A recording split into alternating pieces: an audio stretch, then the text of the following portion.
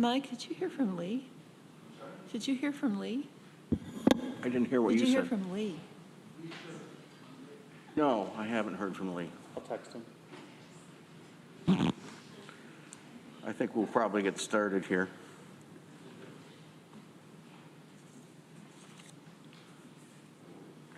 Good morning, everyone. This is the February 16th edition of the Facilities and Infrastructure Committee, and I'm Michael Lane, the chair. And we have with us this morning other members, Randy Brown, Deborah Dawson, and Greg Mezey, and we're awaiting Lee Shurtleff, who will probably join us this morning. Are there any changes to the agenda this morning? We're going to take public comment.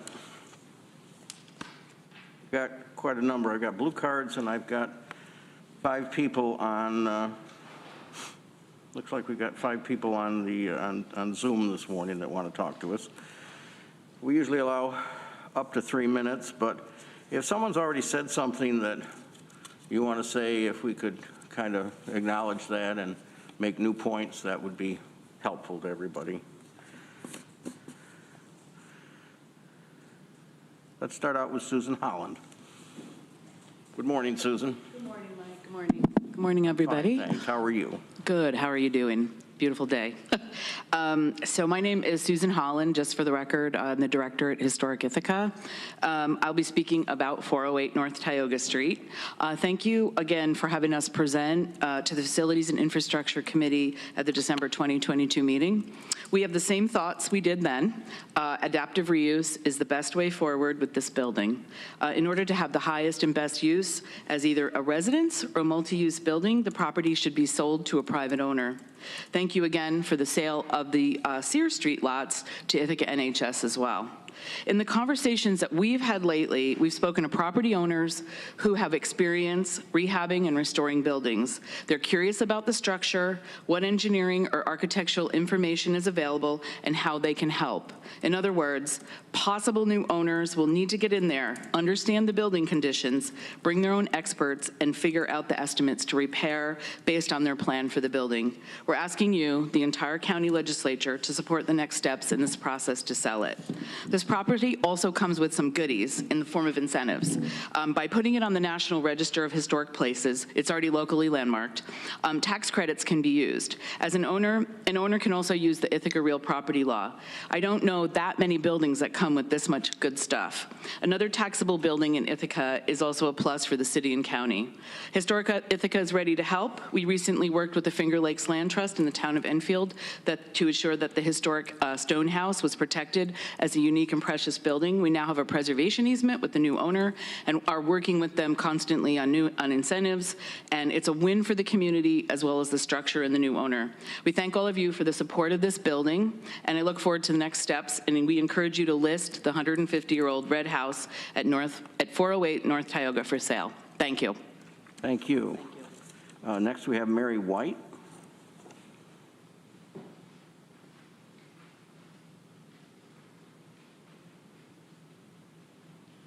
Good morning, I'm Mary White. I live in the neighborhood. The house at 408 North Tioga is in my sight line from my front door. I think it's quite beautiful, so I am definitely on the sell and save side of this issue. I'd like to see it on the tax rolls. I'd like to see it beautiful. I think it's a tourist attraction, and I think that tourism is a county, not a neighborhood issue. This is not just about me wanting my neighborhood to look pretty. This is about the economics of Tompkins County. Tourists come through this neighborhood all the time in the summertime. I walk it frequently. I work out front of my garden. I chat with tourists. They like the old houses a lot. It's a very positive thing. I think that the house, we're only looking at a trace of the history. The Wilgus family was not just the owners of a department store. They ran the Wilgus, the Opera House on the 3rd floor of the store was the cultural center of Ithaca before there was any other theater or building built in Ithaca. And I think that's a piece of this knowledge. I think it's important, and I would like to suggest that more of us should be able to see what is actually going on in the house structurally. I've heard about this sagging basement. Well, everyone who owns a house at that age has got props in their basement, I think. I don't think there's many that don't. I have suggested that the county put some props in there. They're not expensive, could be done in time temporarily until the house can actually be sold. You know, it's not a big deal to put a few things under the joists in the basement. I think that's most of what I have to say. Thank you. I'm sell and save. Thank you. Thank you for your comments. Always nice to see you. Nancy, is it Brock? Burchak. Say it again for me, please, so I learn. Burchak. Burchak. Nice to have you this morning. Go ahead. Okay. Well, good morning to everyone. First, I think we can all agree that you legislators meet in a handsome and historic building that was saved many years ago. Those county legislators had vision to see that an old building could and should be retained, preserved, and put to good use. It's with this sentiment in mind that I'm here to speak up for 408 North Tioga, which we all call the Red House. It's a striking 19th century building. The future possibilities for this architect-designed home, A.B. Dale designed it, are multiple. It could be retained as a single-family home. It could become a duplex. It could be turned into a triplex. And it's already been mentioned that there are goodies involved with this, with the building in place. The historic tax credits are a possibility, and other pluses. So please place the building back on the tax rolls. Please sell this building. As you know, Tompkins County needs affordable housing on a human scale, not just, you know, out of town, tucked away from the city center. But the Red House could, with the right owner, add to that stock of affordable housing. Or finding another use for the building. It could become a commercial, could become an office building. In either case, housing or commercial, saving the Red House would be a decision to respect the site, the size, scale, and heritage of its attractive neighborhood, which is, as Susan pointed out, already designated an historic district. We've been told that this house is worth $300,000. Does it really make sense to tear down a property of value and valid function for parking spaces? I want to say this. There's sometimes an expectation when you say you're a preservationist or you say you're for an old building, that what you care about is the past. But this is about much more than the past. It's about the future. Preservationists are very concerned about the future. We advocate for that purpose. We advocate today for saving the domestic character of the Tioga Street neighborhood. Tompkins County aspires to be all in for green, and we are in for green practices and strategies. So remember that retaining this building reduces air and land pollution, that is opposed to taking it down. Plus, avoiding the loss of embodied carbon associated with the extraction, transportation, and manufacturing of the original materials is another green benefit. So I'm saying to you that there are multiple arguments for saving this building. Tompkins County has owned it for several years. Time to do something good for the Red House. Time to save it. Thank you. Thank you. Tanya Robritsky, please.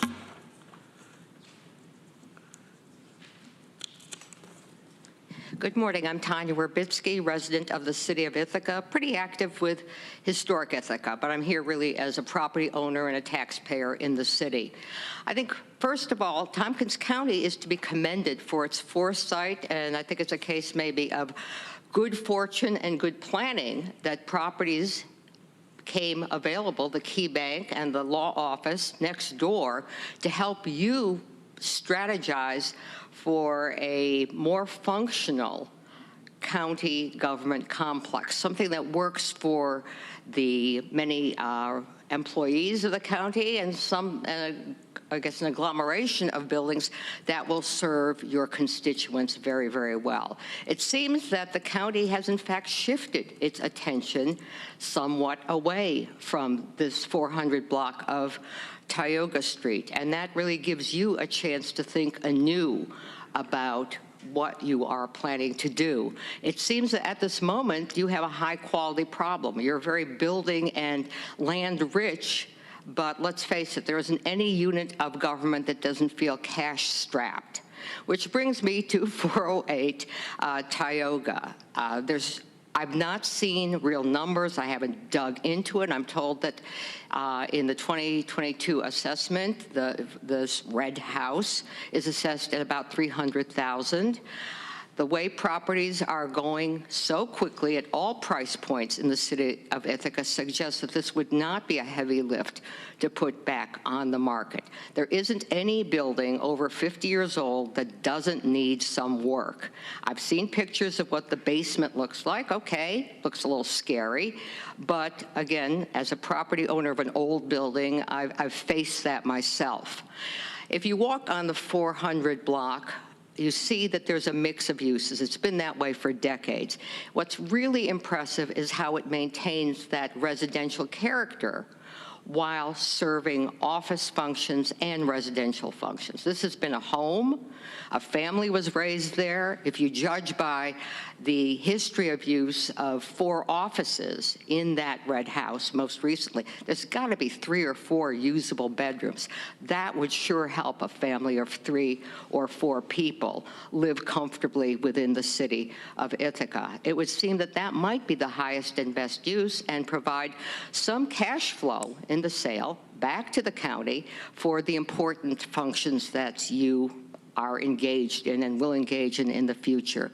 And in fact, it would allow the county to be a good neighbor with the city of Ithaca, with the residents in the area, and actually lead to a win-win-win for 2 units of government, for the residents of that street, and for some future very satisfied homeowner.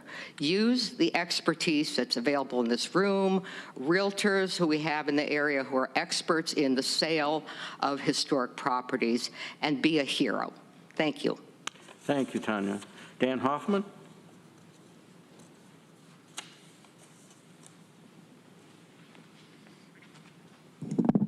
Good morning. Morning, Dan. My name is Dan Hoffman. I live in the city of Ithaca in the 1st Legislative District. For a couple of decades, I lived in the 600 block of North Tioga Street and enjoyed going to work down that street every day. I first became interested in historic preservation in the early 1970s when the County Board of Representatives, as you were then called, wanted to demolish the Boardman House and replace it with another Building C, and when the owner of the Clinton House wanted to demolish it and replace it with a gas station. I believe we probably are all grateful that those things didn't happen, that the correct decisions were eventually made. I want to commend this legislature for its very smart decision to buy the 2 properties at the corner of Tioga and Buffalo Streets. That block is the logical and best location for a consolidation of county offices, or center of government, as it's been called. It's non-residential. The 2 current buildings are within the DeWitt Historic District, but non-contributing for obvious reasons. And it's on the same block as other county offices and 1 block from a parking garage. I encourage you to focus on how to make that good idea happen in its full realization. As for the red house, as I see it, the trade-off between demolition and preservation is pretty stark. On the negative side, environmentally, demolition results in the use of energy and the loss of invested resources. It would also represent the loss of attractive contributing building. The streetscape will be permanently diminished. County ownership results in a loss of taxes for the county, city, and the school district. There's the loss of potential housing units or commercial office space, plus tarnished relations between the county and the city by disregarding the city's rules and concerns about this issue. On the plus side, maybe 10 more off-street parking spaces for county staff. And speaking of parking, for your information, I recently conducted my own informal, non-professional survey midday on a weekday of on-street, non-metered parking spaces within 3 blocks of the county courthouse, in other words, north of Cascadilla Creek. Of around 175 spaces that I counted, only about 50% were occupied. To me, the better choice is clear. Please do the right thing, sell the Red House, and create an upgraded and self-contained center of government where it's most welcome and efficient, using the properties you already own at Tioga and Buffalo Streets. Thank you. Thank you, Dan. Ron Schoeneman? Good morning, everyone. I'm Ron Schoeneman. I'm a native Ithacan, grew up here. My father grew up here. My grandfather grew up here. And my great-grandfather migrated from Nebraska because he heard that the apples were great here. When my great-grandfather was born, it was 1870. This house was just being built. When my grandfather was born, it was 1898. He was 28 years old. When my father was born in 1924, at home in Danby, it was about 50 years old. When I was born, it was well over 80 years old and being used and on the taxpayer roll. I had friends of mine, late 60s, early 70s, that lived in the home. I've known the house for all my life. And one of the things that I remember very vividly throughout the 50s, everybody remember the little theater, Ithaca College's theater? It was torn down. What is it now? A parking lot. I remember that as a 2-year-old. Does anybody remember the Cornell Library? Torn down, mid-60s. What's there now? A parking lot. Does anybody remember the old City Hall? Oh, yes. And the Central Fire Station, torn down. What's there now? 3 or 4 story parking garage. Basically, do we need more parking? I don't think so. I worked for the county for nearly 28 years, and I don't ever remember anything in our contracts. And I was a secretary of the CSEA just before I retired. I don't remember us in negotiations with the legislature for parking. And I worked at the courthouse for years, and we were always told, find your own parking spot.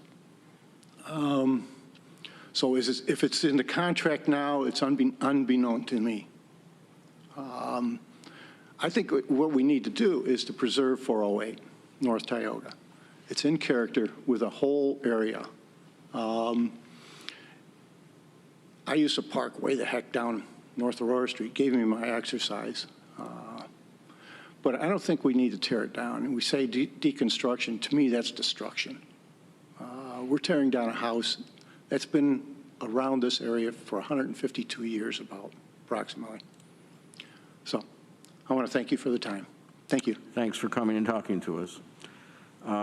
That's all the blue cards I have. I'm going to turn to the Zoom screen at this point. Apparently, Mike, there's somebody here who turned in a blue.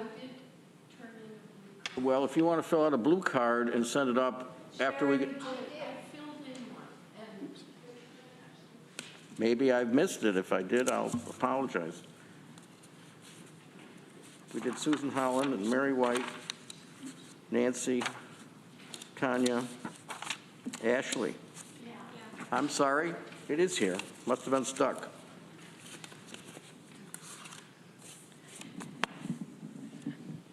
Good morning. I've lived in the Cascadilla Creek neighborhood a long time.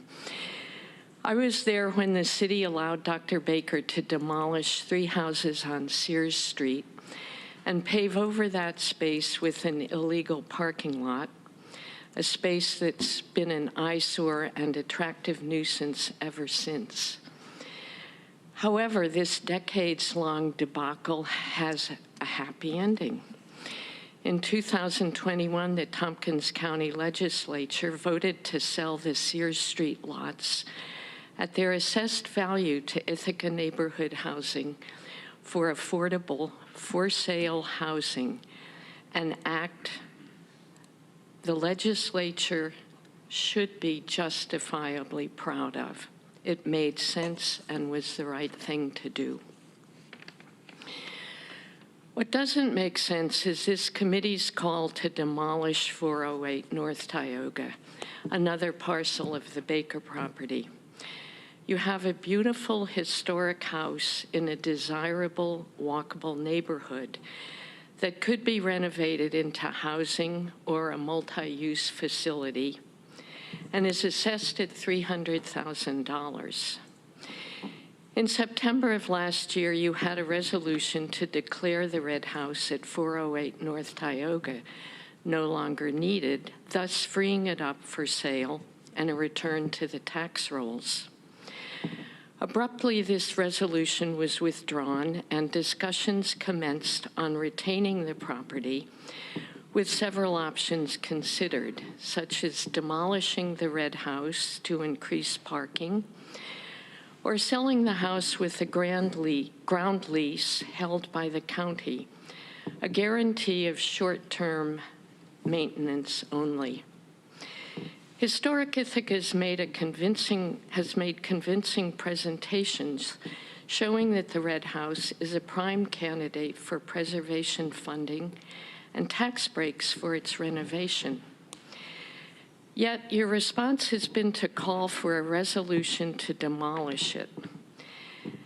Demolishing a house that could bring in $300,000, create housing or offices, be added to the tax rolls, and whose preservation would prevent further erosion of the neighborhood makes no sense whatsoever. The only action that makes sense is to bring back your original resolution and sell the Red House so that it can be renovated and put to use. Thank you. Thank you. And again, I'm sorry for missing your card here. On Zoom, Katrina, do we have Fred Skeps or is it Sheps? We do, but Mike, we have 2 additional blue cards being turned in now. All right. Well, let's go to Zoom and then we'll pick up the blue cards. Thank you.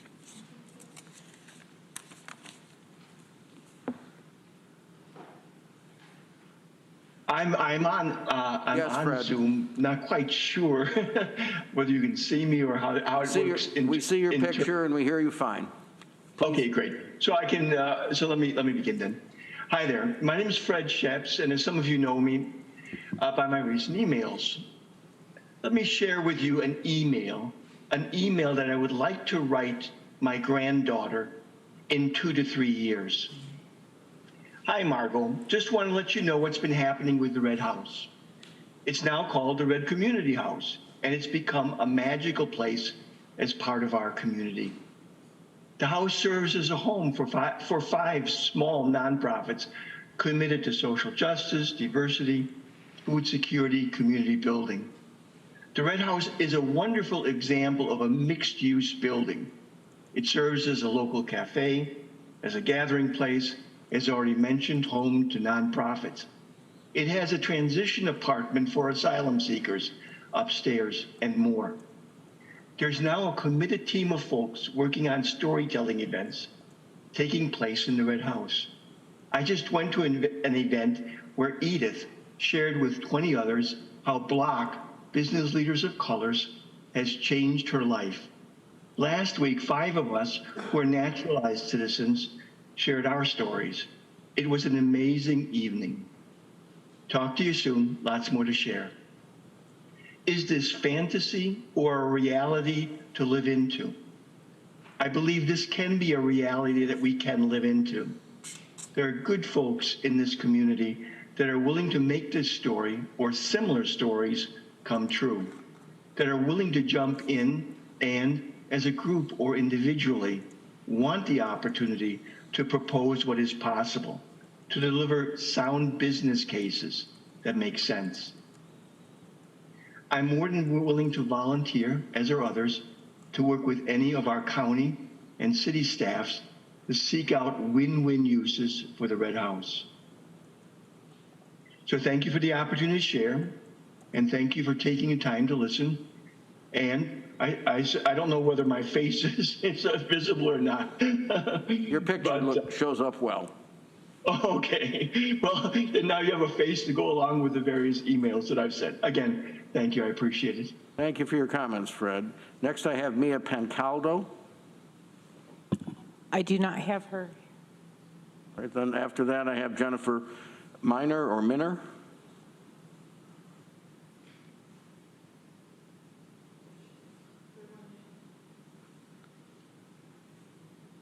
Is she with us?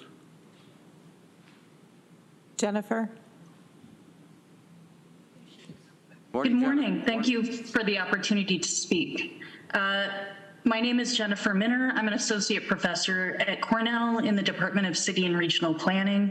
I direct the Just Places Lab. I don't speak here on behalf of Cornell, of course. I am also a founding partner of Circularity, Reuse, and Zero Waste Development Network, and I speak as a partner, not on behalf of all of CROWD. CROWD works to raise awareness about the importance of a spectrum of reuse, from preservation of whole buildings to deconstruction and reuse of building materials. While I applaud the discussion of deconstruction as a solution at the county generally, I'd like to register my sincere concern about tearing down a contributing resource to a City of Ithaca historic district. Why does a city designate historic districts? It's a solid strategy to manage change. Preservation conserves embodied carbon in place while maintaining valued community history. Any private property owner would not be granted the easy ability to demolish this building. I believe that the county should be held to the same standards as a private property owner, and actually to much higher standards. According to the county website, Tompkins County has not considered demolition of the structure at 408 North Tioga Street. Rather than demolish the structure, Tompkins County is considering deconstruction, a method of dismantling the building while salvaging architectural elements or reusable materials for future use in the community. From my standpoint, that's not okay. That's simple greenwashing to create a parking lot. So I hope that to see full deconstruction of the other non-contributing building if it cannot be adaptively reused first. However, Tompkins County needs to demonstrate that it is a leader and conduct a full building deconstruction if that's the case, not soft stripping and not simple salvage. Simply salvaging a building is not the same as deconstruction. Deconstruction involves the full systematic dismantling of building materials for reuse. Tompkins County, if it has deconstruction, engages in deconstruction, should do full deconstruction, not just a cheap way to assemble a site. As for the historic resource within the historic district, this building must not be removed from the historic district because it's a contributing resource. This sets a terrible precedent to ignore the City of Ithaca's designations. The county must respect the careful planning of the City of Ithaca that it engaged in when it designated the local historic district. Furthermore, even deconstruction will produce more waste than preserving and reusing the building in place. Here again, Tompkins County should not be eroding the historic district, but contributing to it. So a surface parking lot would be a real shame and detriment to sustainability efforts. There's plenty of parking on site and in other locations nearby.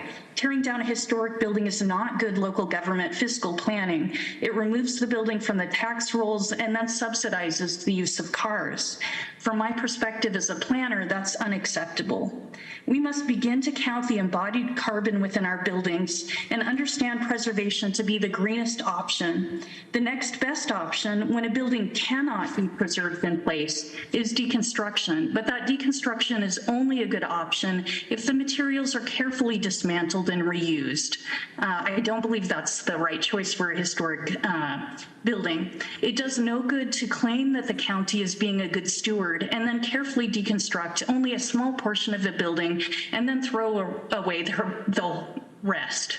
Furthermore, if the dental building is to be deconstructed, I believe the county should source the reclaimed materials from that deconstruction on site in the new construction.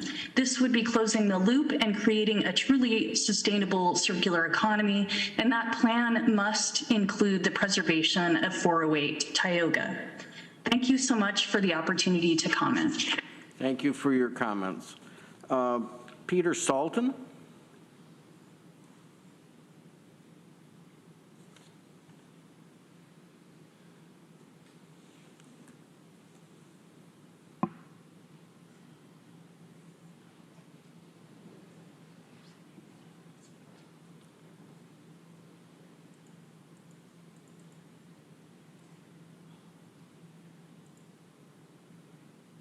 How about now? Can you hear me? Yes. Yeah, I didn't know I was a panelist. My apologies. You want Thanks. My name is Peter Salton. I'm a former longtime city resident, presently a member of the Village of Cayuga Heights Board of Trustees. I have a question. Why are you changing your mind from the original representation of what you were going to do? I'll be eager to hear that answer. Over 15 to 20 parking spaces. Everyone knows this red house is in the DeWitt Park Historic Overlay District. I'm curious how the assessment went down from 426 to 300. That was an interesting move. Somebody must have done some things behind the scenes there.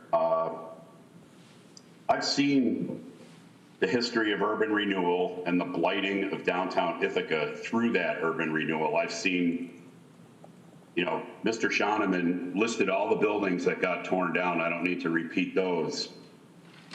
I echo the speaker regarding the new county complex and commend the county legislature for having the foresight and the skill to negotiate the purchase of the corner there at Tioga and Buffalo. That was a good move. I've been in and out of the Red House for 20 years as a practicing attorney. That building isn't going anywhere. I've seen the picture of the steel screw-in beam that's holding up the beamed floor, which is made of hardwood that isn't going anywhere. They don't even build houses that way anymore. So the house is salvageable. It needs to be fixed. It needs to be rebuilt. I don't believe, and I would speculate, there might be maybe only 10 houses that age within 500 yards there. Not even that many. It's a unique property. This is not College Ave. We're not having Vism development ripping things down and putting up new stuff all in neighborhoods that have old homes. I think there'll be a big push to keep Fall Creek area and that whole Cascadilla area historic. It is in the overlay district after all. I also echo Susan Holland about adaptive reuse. That's what we need to do with that building. We're talking about 15 to 20 parking spots. I just don't see the utility in disturbing the red house over that. Thanks very much. Thank you for your comments. Jeff Cody?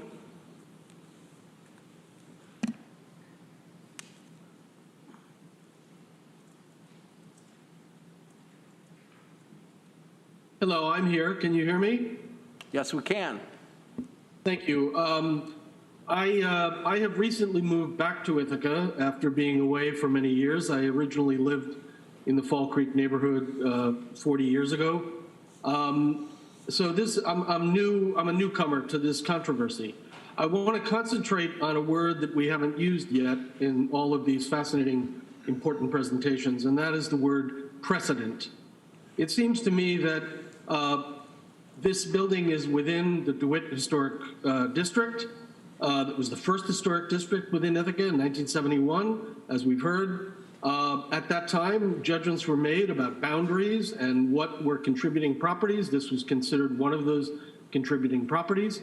It seems to me that if it's deconstructed or demolished, it sets a terrible precedent for potential others to point to this as an example and to use this as a detrimental example that could lead to further demolitions elsewhere, especially within a National Register district like the DeWitt Historic District. I'm kind of flabbergasted that this DeWitt Historic District is not preventing this kind of deconstruction or demolition.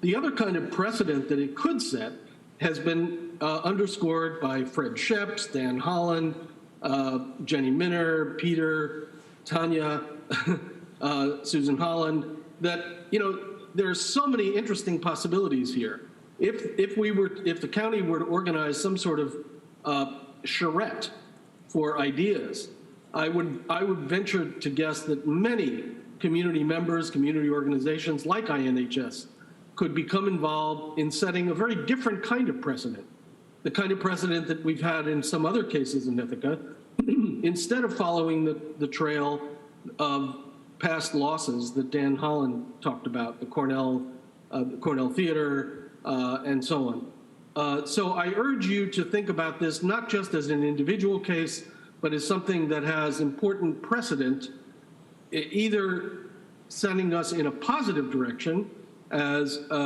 has been underscored, for adaptive reuse and community contribution, where the county could be viewed as a hero in this regard, rather than the negative precedent that would make people feel much less happy about the county's decisions, and we would lose, as has been underscored many times, lose this historic resource for something as senseless as parking spaces. So please consider this issue of precedent and the notion of potentially having a community charrette that focuses on this building once the decision has been made to keep it. Thank you. Thank you for your comments. And we're back to blue cards again. I have Andrew Robley.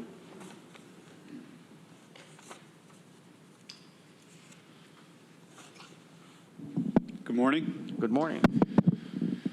My name is Andrew Robley. I'm the president of the Preservation Association of Central New York. We're an advocacy group, and our service area includes Cayuga, Cortland, Madison, Onondaga, and Oswego County, so I'm a little out of my jurisdiction. But I'm here to support my friends and colleagues, and I have historic ties and relationships with the city of Ithaca and Tompkins County. The first thing I'd like to do is just underscore something Professor Minner said about deconstruction, and add that deconstruction is not something that is a get-out-of-controversy-free card. It is to be used only in the absolute last resort for a historic building where human health and life are in danger, and there is absolutely no other option for the building. I don't think that's the case here. And the one other thing, and I'm going to keep this brief, that I want to point out is that the city of Ithaca and Tompkins County have kind of been going through it in the last few years as far as interesting development choices, particularly downtown and College Town, with the destruction and demolition of historic and meaningful properties that give Ithaca a sense of place. And so during all these discussions, we shouldn't lose sight of how important place is, especially to a location like Ithaca in Tompkins County.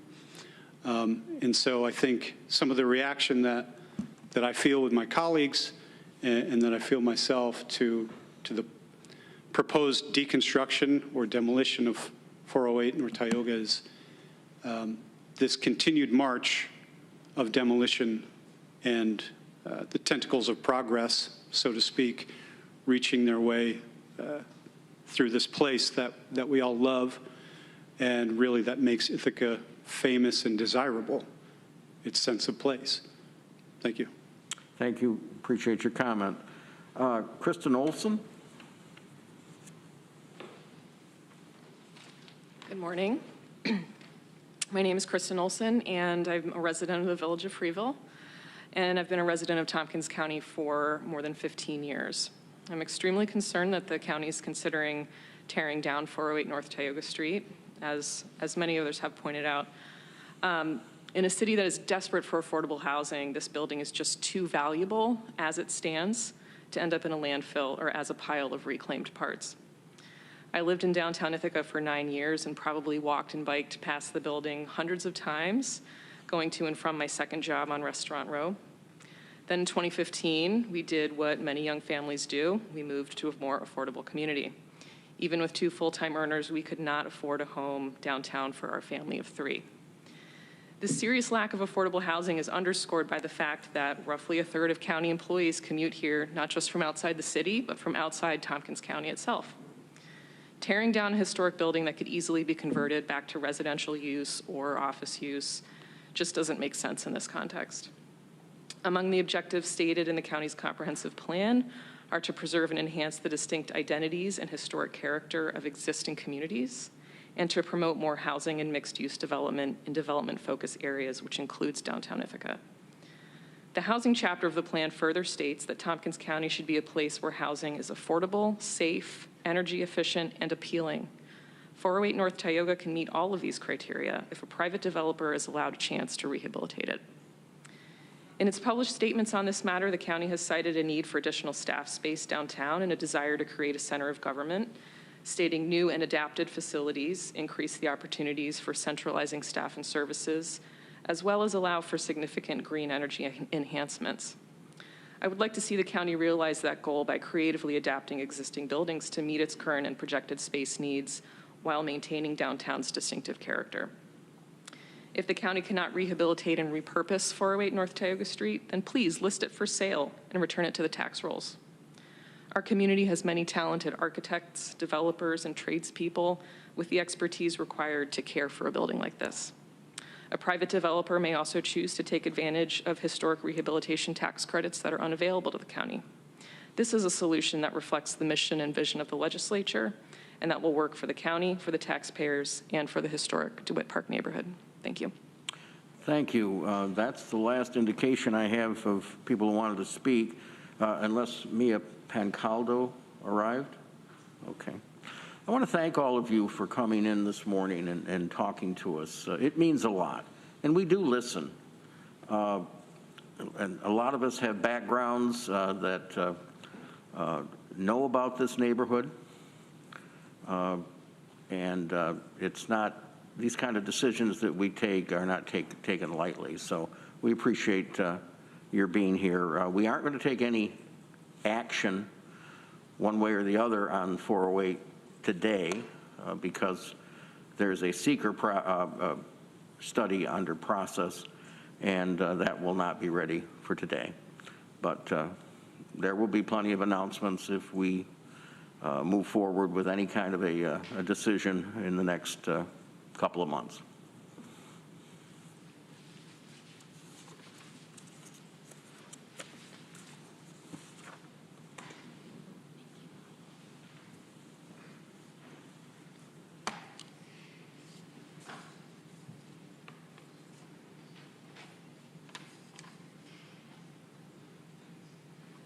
For the chair's report, I will just add that we have received a number of email comments having to do with 408 North Tioga Street. They've been summarized by our clerks, and we have them this morning, and we appreciate the folks who took time to send those to us as well.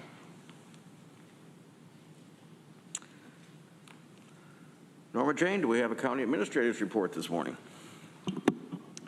Well, in your package, you have the 2023 department goals for the airport facilities, highway, planning, and weights and measures. For time purposes, I can just let you know those are there. Please read them over. If you'd like me to go over anything, I'd be happy to do so. These are always very, very helpful to us. And we thank administration for putting them together, and we thank the departments for working on them and bringing them in front to us. How does the group want to deal with these? Do you want to just read them? Do you want to talk about each of the departments? What would you like to do? Okay, we've had them with the packet, so we know where they are. We appreciate that, Norma. Sure, of course. Are there other things that you'd like to bring to our attention? I don't have any other reports for today. I'd like to make a comment. Yes, Randy. On the highway, I see on number 3, Commercials Driver License Academy, which I think is a really good idea. I've been speaking to many people about CDL, and there is no training in Tompkins County for CDL anywhere. BOCES isn't doing it. Nobody's doing it. Newfield is cutting back classes because there's no people to drive their buses. And I know other districts, Ithaca, are all struggling with CDL. I don't know how highway fits in with this, but we need to get training for CDL drivers somehow, somewhere.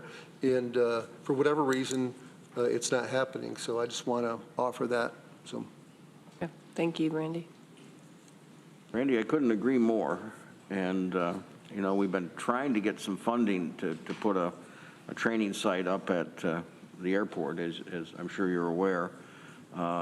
It was not funded by New York State with the airport grant, which we had hoped it would be. And I know that our airport director, Roxanne Noble, has been working on that as well, trying to see whether our engineers, for example, could come up with any other funding. If we want it, we know we may have to fund it ourselves and simply have to do it. But there we do get this pressure. There's the pressure from bus drivers like TCAT and the schools, and there's truck drivers. In order to get their tests, for example, they have to travel to Binghamton or Syracuse and take their vehicle with them, whatever they're going to be using to test, just like when you go and have your car driver's license, you have to go down and bring your own automobile with you. So let's not forget about that one. That should be a goal we would continue. Greg? Yeah, I want to mention that Lee Shurtleff has joined us. Yeah, I would echo that, Randy. I think this is a critical issue. I think, you know, if you've seen the classes delay in Ithaca School District the last couple of days because of bus driver shortages and, I mean, just generally for our economy. And, I mean, driving jobs are good paying jobs. The ability to go through the classes is definitely a burden. So if this is something that our committee could look at, I think it should be a priority. I know, and again, this is not something I experienced firsthand, but I know GIAC had some sort of training program at one point around CDLs or something like that. And if there's any way that we can partner, if anybody's watching out there that has a great idea that can come to us and propose something that we could be supportive of, I think that'd be great, because this, I think, is a critical need, not only for our county, but also for our region and then ultimately the state. Roxanne, I see Roxanne up there. Roxanne, do you remember how much we had asked for the grant? We did ask for it. It was over $1 million with everything they were initially looking at. I did receive information back from the state on the minimum of what they're looking at. I haven't had a chance to get with Tom Horth with CNS yet on that, and also the land. There may not be the land available, or it may not work for what they were initially thinking because it's moved differently on the plans than what the initial grant had shown and what they require for land in the pavement area. So I'd like to actually maybe meet with Jeff sometime. Him and I could sit down, review the stuff too that I got back from New York State. And also I did speak with somebody from BOCES. They are interested as well. Is looking at the program, and they may even have some land. I'm not sure where it is or what they were talking about, so I have to reach back out to them. Maybe we could all meet together, Jeff, and see, you know, what we need and how we can do this, and what the cost will be, you know, not only for the initial setup, but for continuing to maintain the area. I think it's important too. Our staff also has CDLs. It's just trying to, you know, fund it and find land that will work for their requirements. Just let me, I'll get you, Deb. Norma, do you think you could facilitate that kind of a meeting? Yep, I have it on my notes. Thank you. Deb? Yeah, I just want to be sure I understand what's involved here, because my understanding was that the CDL training had to be something that's approved through a state agency. So I don't know that, how do we go about getting trainers as well as solving the problem that we've always had of finding a location for this training to occur? How does that work? I can jump in there too as well. They would provide the trainers, is what I was, is my understanding, is they would come and do the training on site. Stay, Roxanne. They're trying to determine how many times per week to make sure that it's feasible, you know, with the cost. It would be So they were looking at that. I haven't heard back on that, but that was my understanding as well, Deborah, that they would, New York State would provide the trainers and the program. Okay, thanks, Roxanne. That's what I thought. Yep. Okay. Jeff has his hand up. Jeff has his hand up, yeah. Got his hand up? Jeff. Morning, thank you. Just talk about this for a second. If I wasn't aware that it was a training facility, Roxanne. I thought it was a place that would have road tests available, which is great. If it's a training facility, that's even better. But what we have, the situation now, I kind of think it's a little bit two things. Right now, if you get to the point where you sign up for a road test, it's a pretty large travel time area. You got to go to Corning, Binghamton, and Auburn, and up in Syracuse to get your full CDL license. The road tests are only offered outside. We lost the ability to do road tests for the CDL license. So, and just presently, and the reason I thank you for bringing it up and having this discussion, having it on our list of goals, we are presently and have been for many years offering the ability to get a CDL license through our department. These new rules and laws put out by the federal government have made it more difficult. And I just want to compliment staff. My deputy, Nick Ensign, has really stepped up and looked into it. And we were able to, there's two parts. There's a classroom piece and there's a road experience piece. And we are still refining it on our end. So the classroom piece, we were able to, for candidates, for under $400, have them go through a classroom program. And at the end of that, they get a certificate. That certificate with the right amount of road time, which we are doing, we have signed up and become a training facility that allows our drivers to accumulate a proper amount of road time hours. That report that we run for that individual with the card that they receive from the online course gets them to go to DMV and sign up for a road test.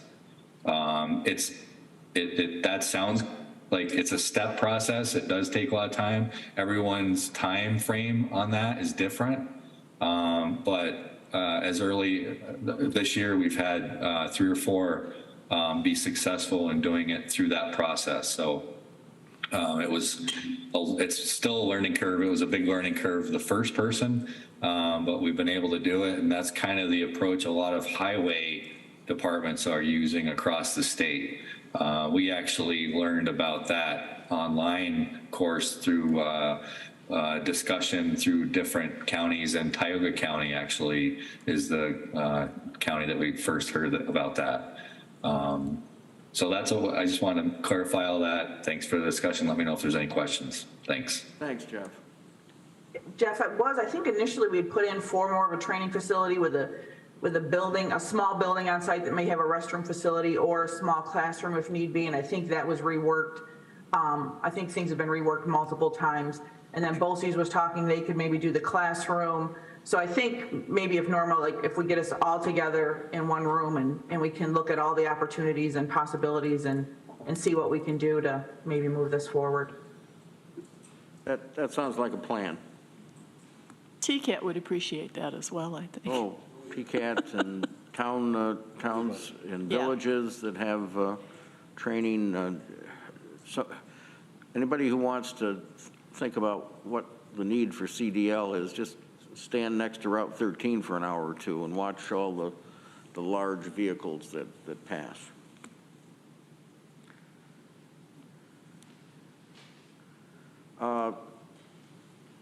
Any questions for Norma before we move on? All right. Let's go to Roxanne with the airport. Yep. So just a few things I wanted to update the committee on.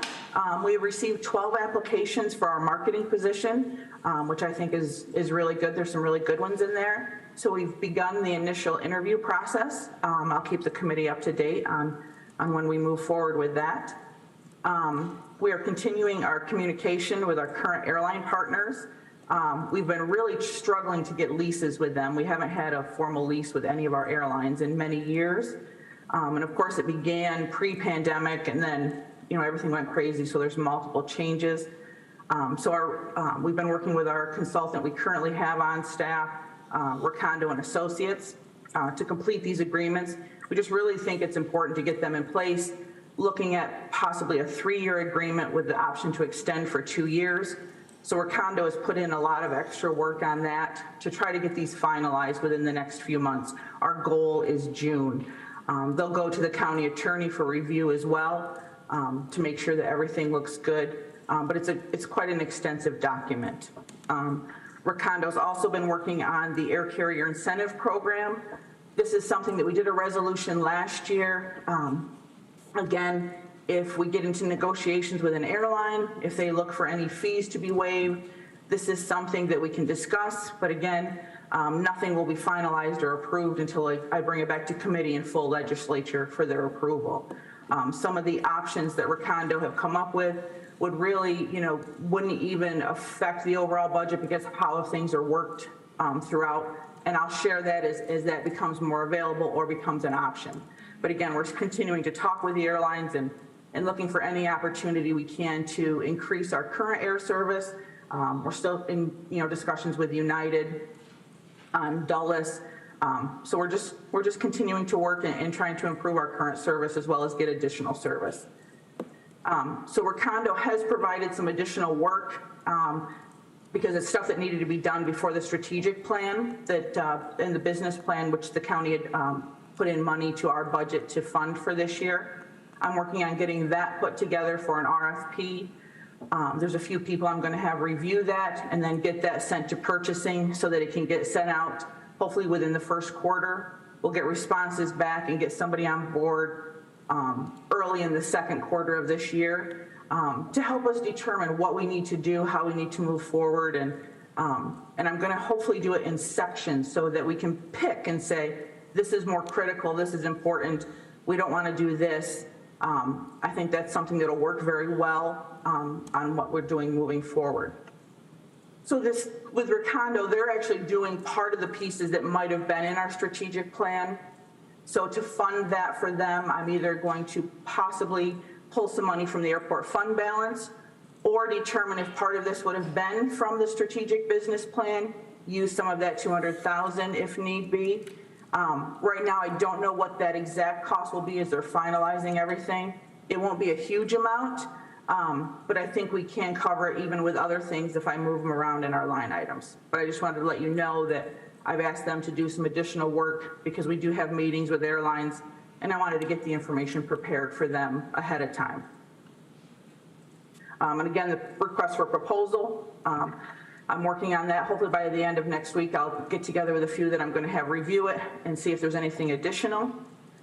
And then the last thing I have for my departmental report, we'll be hosting a town hall meeting on March 1st at 5 p.m. in the airport terminal. And it's going to just be kind of discussing what's happening at Ithaca, where we are with our current air service, where we're looking to go. Also to have a discussion on myths versus facts. Social media can be a great thing, but there's a lot of information. If we post something, people share information that may not be, factual. And it's hard to catch everything on social media or respond. So this, we think, will be a good starting point. And then we'll also have it on our website that'll show that, you can't just call an airline and get service there. Or if a flight's canceled and they may say that it's related to Ithaca, but it not necessarily might be related to anything here operationally. It could be, weather, the minimums. So it's just trying to get information out to the public. And we're also still doing the community events, the Air Service Board. There's members on there that are doing presentations. We're going to continue to do that because I think that's critical as well, just getting our information out to people. Roxanne, what was the time of that town hall? You said on March 1st? March 1st at 5 p.m. So please come join us. Matt Colbert will be here, Josh and I, and just sharing information about the airport. it's open to the public. Is that the idea? It's open to the public, yep. Okay. We're going to do a press release, that'll be going out, and we're going to get stuff out on our social media. Before we take Roxanne's resolution, are there questions for Roxanne? Greg? Hi, Roxanne, it's Greg. I just wanted to thank you and the airport staff yesterday for hosting the Strategic Tourism Planning Board. I know you weren't able to join us, but I know Josh gave a tour, and Heather, the chair of the Air Services Board, gave a nice presentation. I know that was really informative. There was many people in the room who had not seen the airport post-renovation, so I think that was really helpful for folks focused on the tourism sector to be able to see that, and we had some nice conversation around how we could be, better advocates for flying out of Ithaca. So just wanted to thank you and your staff, as always, gracious hosts. Great, thank you. I'll let Josh know too. He really enjoys the tours. He gets to ham it up. He does, and he does a great job. Yes, if you he haven't does. come for the most amazing tour you've had, come to the airport. I'm telling you, he does a great job, and you can tell that he loves what he does, and he's committed. So I can't ask for better. Roxanne, I was wondering about the JFK flights. Where are we with those, and and what do we expect on passengers? The load factor is not where I would like it yet, but January and February have always been a rough months for the airport. Some flights have been 50 to 60% full. I'd like to see them up to 80. So again, we're trying to just keep marketing it, keep sharing the information. I've received some calls from people, the price has been an issue, but working through it, I've been able to help them, get down to where it's cheaper than Syracuse or close to Syracuse for the flight that they're taking, or Rochester or what other airport they're looking at. Sometimes it's just working it a little bit. Sometimes you can't. Sometimes, as much as we try, and there's no rhyme or reasoning to how the airlines do their fare system. I've yet to figure it out. Sometimes you can't. Sometimes it's just, maybe the flight's already full and they're at the high price seats. Maybe they're trying to make high prices because they're not full. I haven't been able to determine that, but we're working. We're trying to get the information out there to get them full. Deb? Yeah, thanks, Roxanne. Oh, I have one question and then an observation about the JFK flights. How long do you think the airlines will give us to get those load factors up before they make a decision to stay or go? I think, meeting with the airlines for the agreements, they're very interested in getting them signed as well. So we've met with Delta and United. They understand, how things are happening. So I think, right now, and I can't say definitively, but I think they're committed. They, both airlines, and especially the gentleman that we've talked to multiple times with Delta, has truly appreciated all that the airport, all that the county has done to help them to continue to operate out of Ithaca, and working with them, to make sure that we're competitive with our rates and charges. So they're appreciative of that. They see that. So I think, if we just keep working hard, keep working with them, I think they'll stick with us. Okay, and then my observation is simply that from the perspective of someone who's planning a trip to Europe, the timing of those flights to JFK is a bigger deterrent than the cost. Because most of the transatlantic flights, at least, they leave early evening, late evening. So my choice is I take a 6 a.m. out of Ithaca, and then I sit around JFK for hours and hours, which is not desirable. Or I take the later afternoon flight and run the risk of there being some kind of glitch, and then I miss my transatlantic flight. So I think that perhaps the timing of the flights is as big a problem as the cost. And Deborah, that's the first I've actually heard that. I've heard a lot of people say that the timing has worked better for them for the transatlantic flights, so I'm not sure if their connections are different that they're looking at. Maybe give me a call, and we can look through some stuff, and we'll talk to Matt Colbert too. He's really good with this, and see what we can come up with, if you don't mind. I would be happy to help if I can. No problem. That was just a matter of my personal preference. I didn't want to get to JFK at 10 in the morning and sit around till 9:30 at night. Yeah, so I think the flight should be getting into JFK, the afternoon one, early evening. So maybe, I'll look at that too, but give me a call. Okay. We can see what we can do. All right. Let's take Roxanne's resolution, unless there's any other question. Amending resolution number 103 of 2022, authorizing award of bid and anticipated receipt and acceptance of Federal Aviation Administration and New York State Department of Transportation grant for rehabilitation of taxiway lighting construction at the Ithaca Tompkins International Airport. That's number 11498. Is there someone want to move it? Deb moves it, Greg seconds it. Discussion. Why are we needing to amend this? Because I made an error on the original resolution for the New York State DOT and the airport share. I had a typo. On the original resolution, I had the amounts as, let me just look here to make sure I'm looking at the correct ones here. I had the amounts as $43,354 and $43,355, and they should be $43,364 and $365. So that's just my mistake, administrative typo. We just need to amend that and fix it so I can send it to the state. Well, none of us is perfect, are we? I owned it. I knew, you know. Questions? Ready to vote? All in favor? Any opposed? That's unanimous. Thank you. Anything else for Roxanne? Thanks for being with us. Thank you. I'm going to ask Jeff Smith at this point, before we get into the downtown discussion, if he has anything to report to us this morning. Thanks, Mike. I don't. I have the transfers that are down at the bottom, kind of just cleaning up end of year registers and things.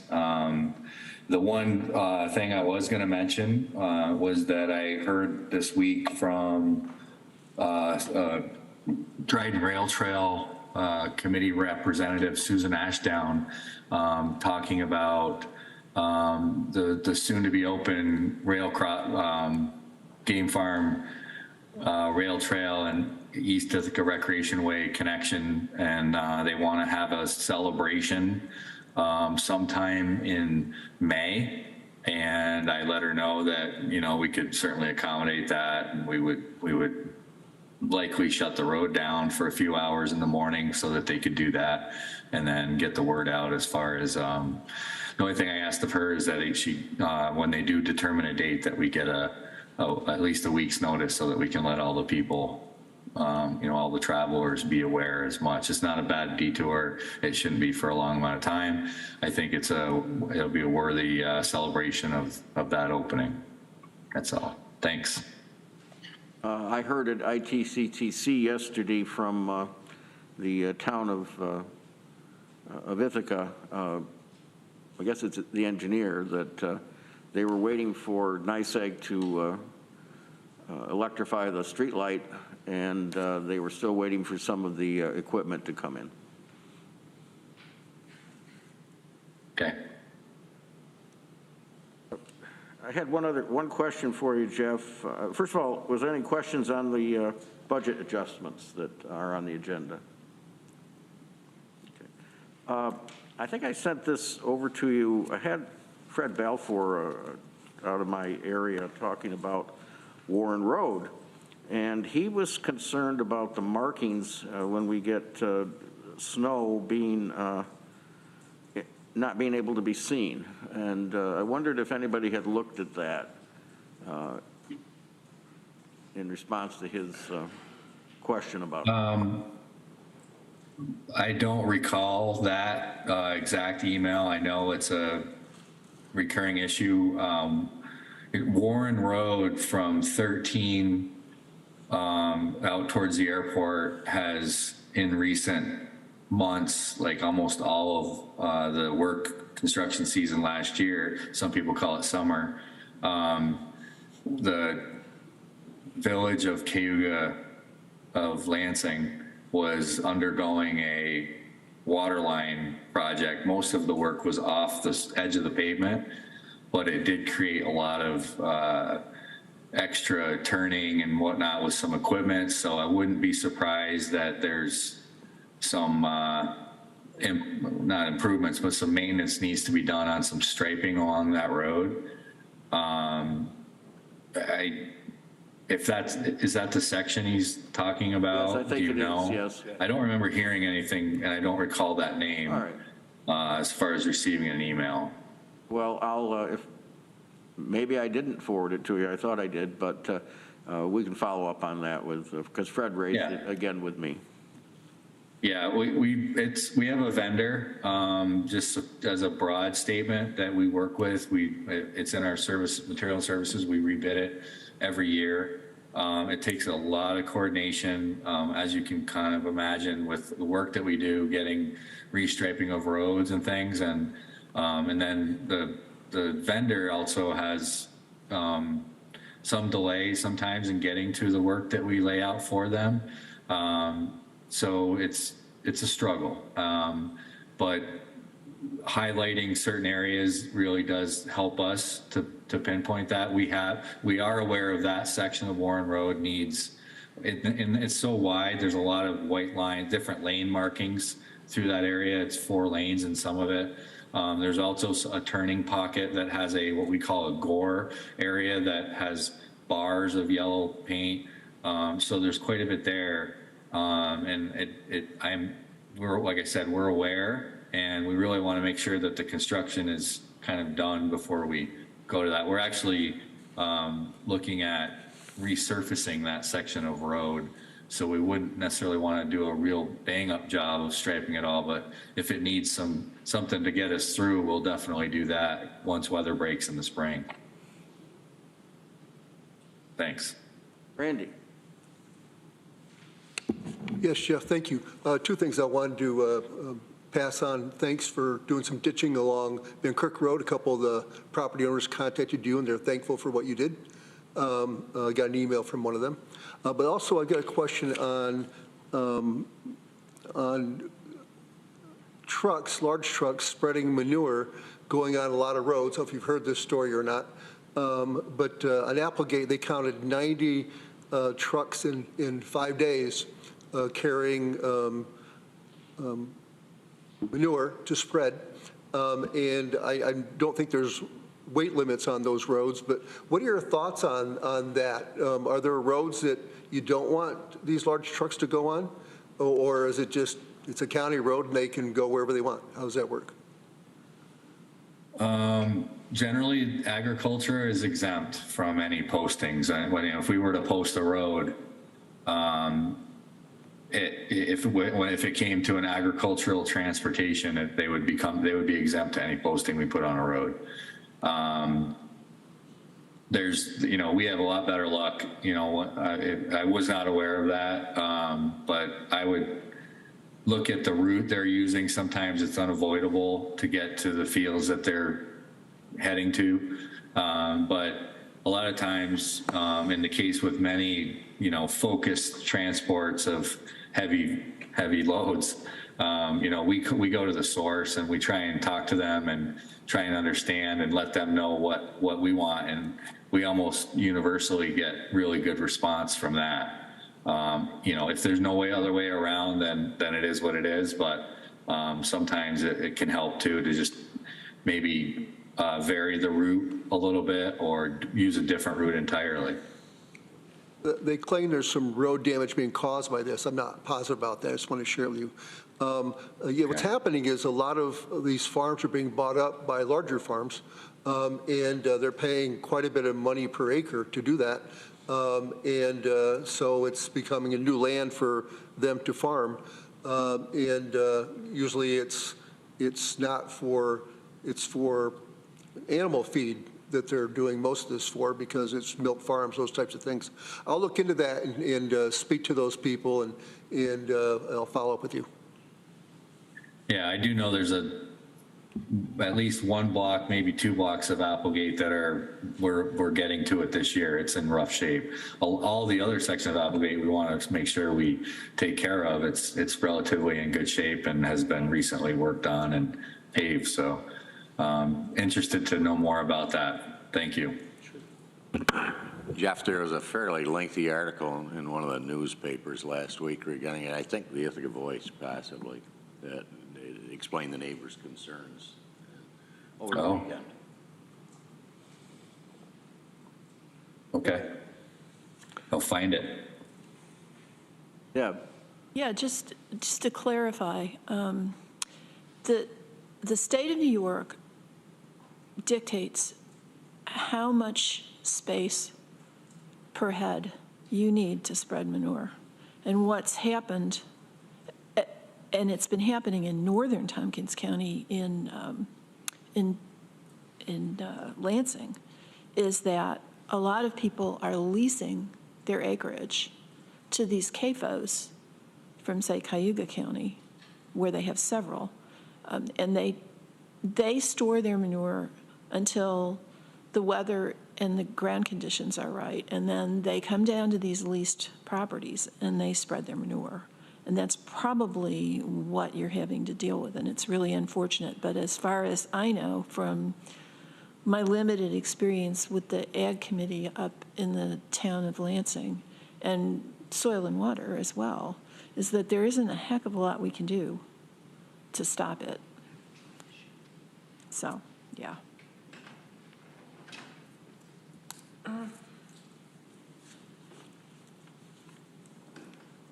Okay, thank you, Jeff. Let's move to Arel. Good morning, Arel. Good morning. How are you? Good, thank you. Do you have a report for us this morning? On facilities-wide or just in reference to downtown facilities? Facilities-wide first, and then we'll move into talking about downtown. Yes, we have 2 projects that are currently underway. The public safety building project, which is basically the near-term improvements that we've been working on. We actually awarded it last August and been working with the contractors to do what we call submittals, and also purchase and procure all of the materials and equipment so that they can go on site. We had our recent meeting a little over a week ago, and in meeting with contractors, at this point they feel that within the next 6 to 8 weeks they'll have all the materials on hand so that we can start doing the work inside the public safety building on the correction side as well as on the administration side. So that's moving well. The other project that's been underway is the Green Facilities Project Phase 1.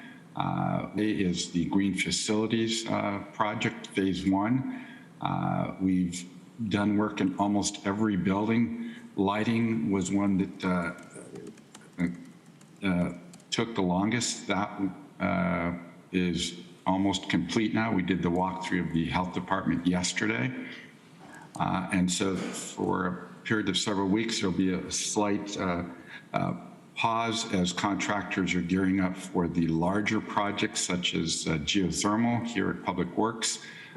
They did a test well about 2 weeks ago, and hopefully by the end of this week, we will have a better idea of how many wells will be needed here at the Public Works site. I think at the last meeting I may have mentioned 48 is what has been designed, but based on this initial test well, we'll know whether it's more or less than that. And then the other project, large project, is at the mental health building. We're going to be replacing all of the original heat pumps.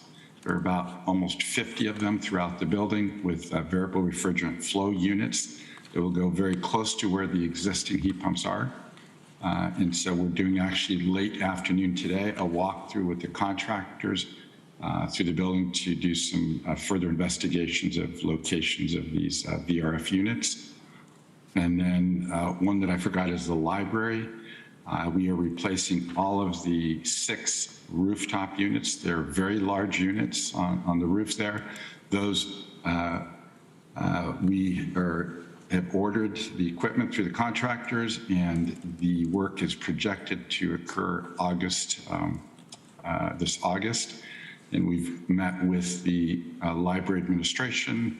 In order to accomplish that work, we will need to close the library, at least to the public, for almost 2 weeks in order to accomplish that work.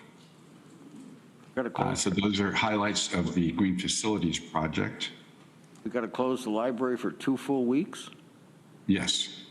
Wow. Yeah. Well, and we've done that before. We closed the library, I'm trying to remember, maybe 3 or 4 years ago when we had to replace carpeting and redo the bathrooms. So that was for 10 days, the last time we did that. So just for safety and the amount of work that needs to occur, we just can't have public walking through or under the roof areas where we're going to be replacing units. Understand. Time to push rural libraries. Excuse me? It's time to push rural libraries. Yes, yeah. And as far as vacancies, we continue to have a project manager 2 vacancy. It's been almost 3 months, and not finding any viable candidates. And also, I got word almost 2 weeks ago that our HVAC systems technician that's been with us for 1.5 years is resigning effective tomorrow. Got a job at Georgina Republic that is offering him $15,000 more than the county, so we can't compete with that. So unfortunately, we're going to have to, we've already posted that vacancy. This is the second HVAC technician vacancy that we've had in 3 years that have only remained with us for a little over 1 year, both positions.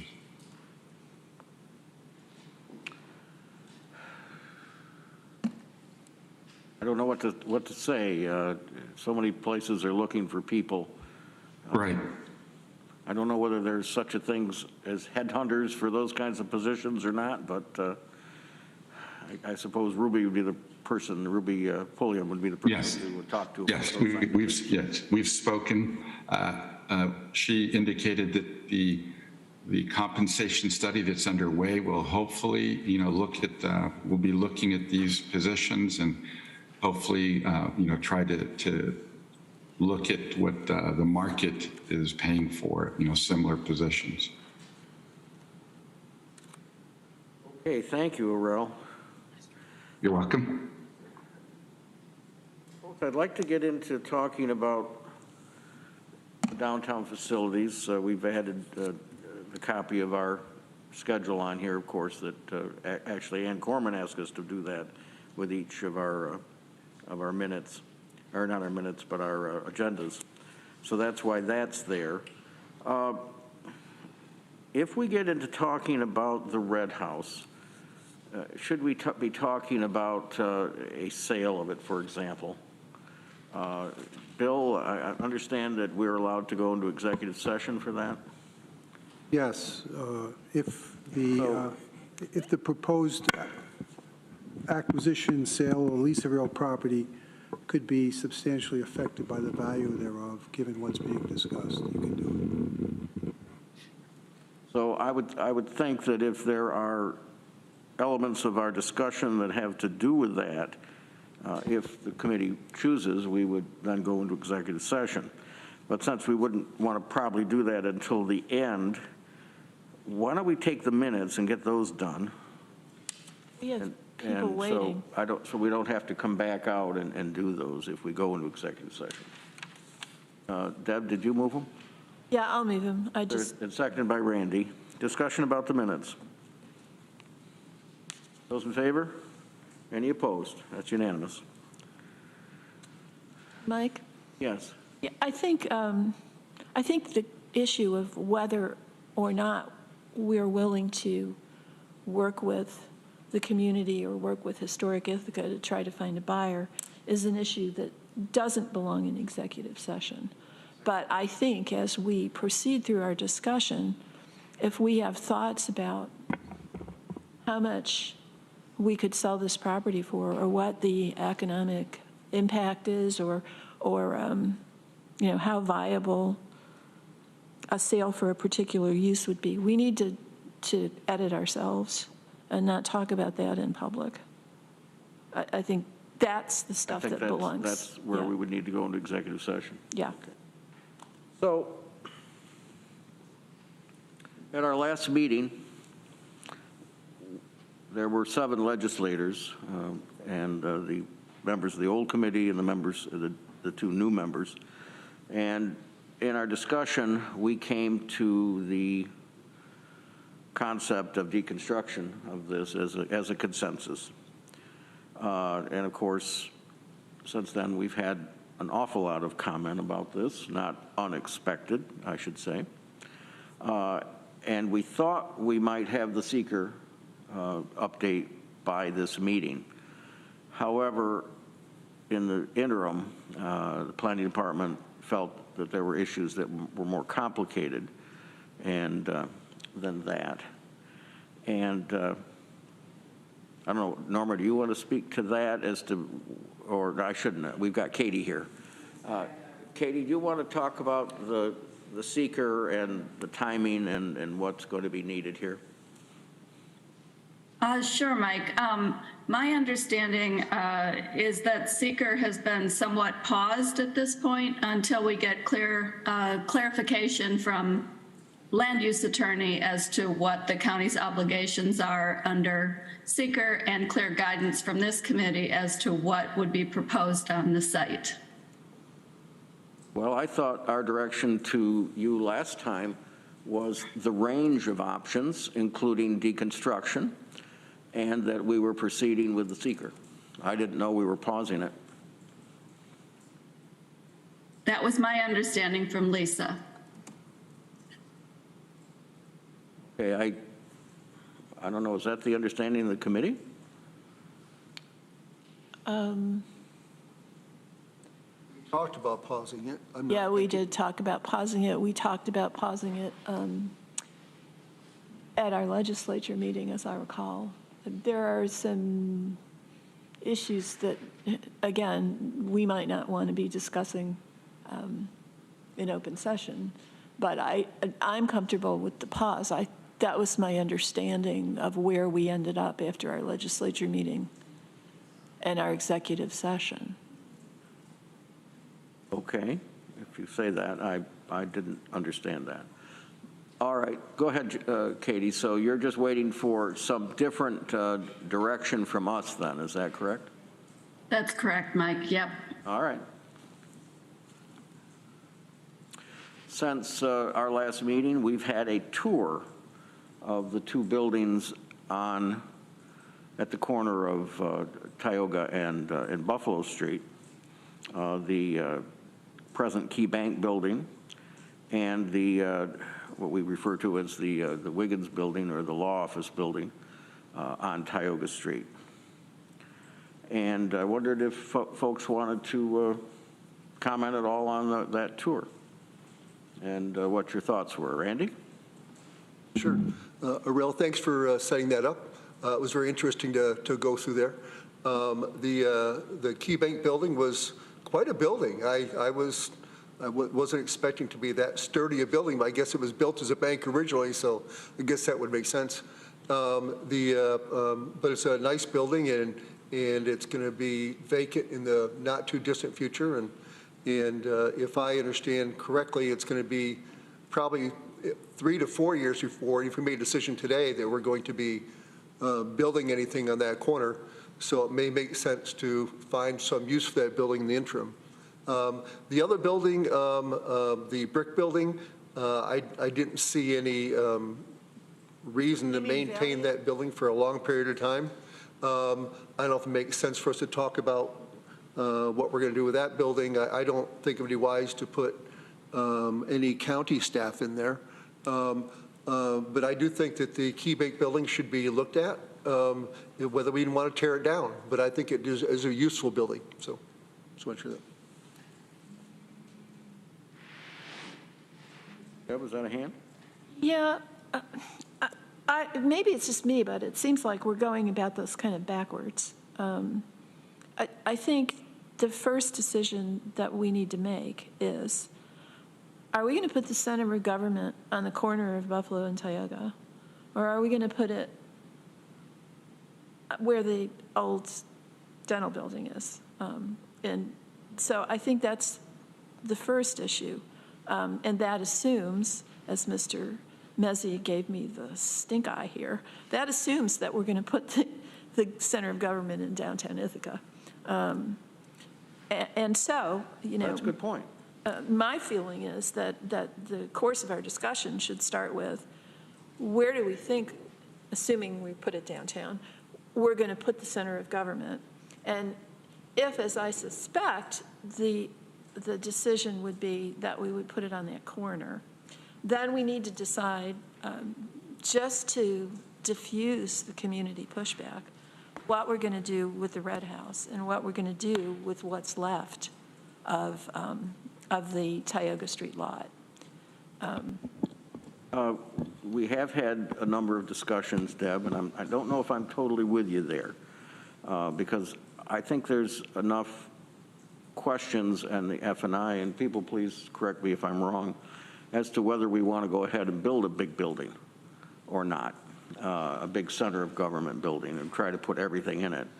The last meeting, we talked about things like, could you put a smaller building on Tioga Street in the 400 block, for example, and put some offices in there? Would it be less expensive? After our tour, you know, can we use the bank building, for example? Can we put offices in there? And I think that all has to be discussed. I don't know if we're ready to make a decision like you're asking us to do at this point. Randy, then Greg? I see where Deb's coming from. I think it is, and I think Lee's taught this as well.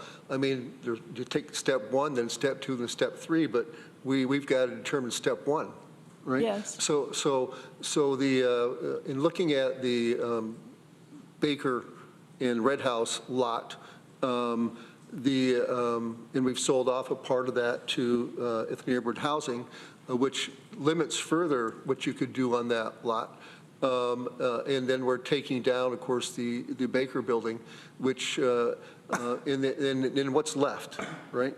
So for me, I have to wonder what we can even do on that lot after selling that land, and if we decide not to deconstruct the Red House, then that limits the lot even further. And so what really can be done there? I like the idea of thinking of a smaller building there for some purpose, but I don't know if we can even do that. So, because whatever you went there. And then if nothing is decided for that lot, then you've got to look at where we are now, meaning where the Key Bank building and the brick building, as I'll call it there. And then for me also, I'd like to understand what departments are most crucial to move. And I understand that from the state, they want us out of the courthouse. I don't know what incentive there is for us to move out of there. Do we have to? Yes. I mean, yes, we have to. Have they put us on notice in writing? They've been patient for a long time, but I think their patience is wearing thin. But there's no incentive for us because we still have to pay the cost of maintaining that building, even if it's maintained completely by the state. But that's the deal we made, wasn't it? Decades ago, right? Maybe Arel can answer that question. Yes, it's I think in the late 80s. Prior to that, the county, all the state court employees were county employees. And then the agreement was that state took over as far as staffing and paying of salaries of those employees in the court system, but the county would be responsible for maintaining the building. And so I think I mentioned at the last committee meeting 12 years ago, I was involved in leading a space study for the court system. We were required to do that, and based on the space standards, we are very deficient in providing the adequate space for the courts. And so we did a phased approach. We completed 2 phases of that space program, space needs program. The first one was moving the legislature into the current building where you're at now. And the second one was to move office for the aging out of the lowest level in the building. There are 2 other phases, and those 2 other phases would require that the remainder of the county departments move out. So we do get reimbursed from the court system for maintaining the building. And so right now it's about 75% of our costs between maintenance and cleaning are reimbursed by the state. Obviously, when we vacate it, then they'll pay for 100%. So we'll actually get a higher percentage once they totally occupy it, because all the common areas are reimbursed at a lower level than space that is totally court space. So that's the agreement. We are not required to provide them any more parking space than they currently have. So once they do occupy the entire building, it doesn't mean that we also have to give them additional parking. The agreement that this agreement from the early 90s only requires us to provide them space in the building, but not parking. Thank you, Arel. Greg? Yeah, Deb, I just wanted to clarify, that was my term, that was a look of endearment, not a stink. It's hard to tell. It's hard to, I know, it's an early morning meeting. I don't think that the Red House dental building site is an appropriate center of government. I don't know the foresight of our predecessors, but I don't agree with that site as the center of government. I don't think it fits with a lot of things. Just to be clear, we didn't know that the corner site was going to become available. Sure. So this was our only option at the time. Yeah, I would also disagree with the notion that that's the only option, because I think there are other options within the county that may not be in the city of Ithaca, which can be a challenging place to develop a site or parcel, or expensive place to develop a site or parcel. I think we can look to neighboring communities where there are a lot of space available, a need for adaptive reuse, a need for more development, a need for lower cost development. So I do think that this should be a county facility discussion rather than a county downtown facility discussion, and we should take the downtown facilities into consideration in that discussion. I think that with the sentiment around, and I've been a proponent of deconstruction, demolition of the Red House, not for parking, but for future county use and long-term use for that area. And I reject a little bit of the idea that saving that Red House is going to help solve the affordable housing issue. A $300,000 house with several $100,000 worth of renovation is by no means affordable, by no means can be rented as affordable housing, and just doesn't make sense. What I do think it makes sense for is adding a variety of housing stock back to the community, which can help with an inventory issue, which then helps with just more options for people to live. So I don't think parking was ever the long-term intention. I think as a committee, as a legislature, we failed a little bit on the messaging front. I think parking was a temporary piece because there's a current section of that space that's being used as parking, but obviously as the Sears Street houses are built, as there's deconstruction, as there's staging areas, that lot is a little bit in flux. So for right now, that's the intention. As a committee member, as a legislator, I would not be in favor of supporting long-term parking in that area. I think it's a short-term solution, and that site could potentially be used for a much greater, and I think it was the gentleman, Fred, is it Shopes? Sheps. This idea of a mixed-use building, a magical place for nonprofits and asylum seekers. I like that. And I think that there's opportunity for us to look at county agencies or county uses of that site that fit with the character of the community. But I think an oddly shaped lot increases building costs, adds more expense to the taxpayer, and isn't ideal. So that's why I was a proponent of a relatively square or rectangular lot. where we could build a building with 4 corners as opposed to 8 and make something of that site that did have long-term community benefit. If the community voice is that we save that house, I don't see necessarily a use for that site anymore other than staging temporarily if we do decide to move forward with the downtown facility. So if we don't move forward with the downtown facility, put it out there to see what the options would be for, you know, somebody to take that site or for us to sell that site. But I also think we need to give real consideration to other areas and what is absolutely required to be in downtown Ithaca near the courthouse.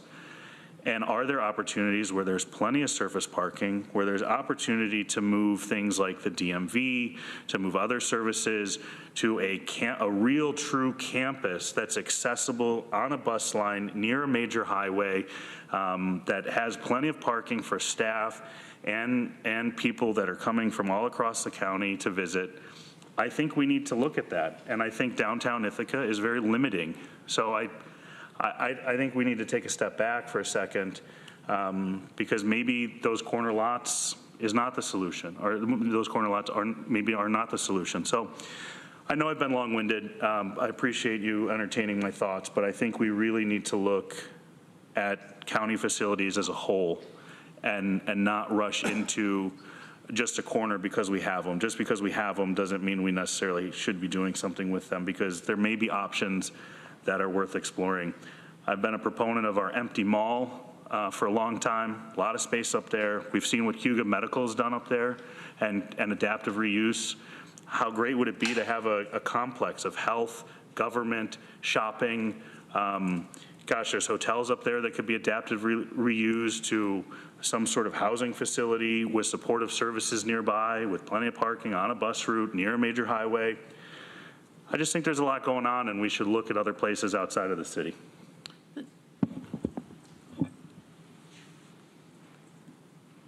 Well, I kind of disagree with both of you. I'm shocked. That's why we're here, Mike. And that's why we're talking. We had a long discussion, Greg, about whether we should build county offices out in our campus on West Hill when we owned Bigs A and B out there. And what we decided at that time was it should be downtown, where it was equally accessible to all parts of the county.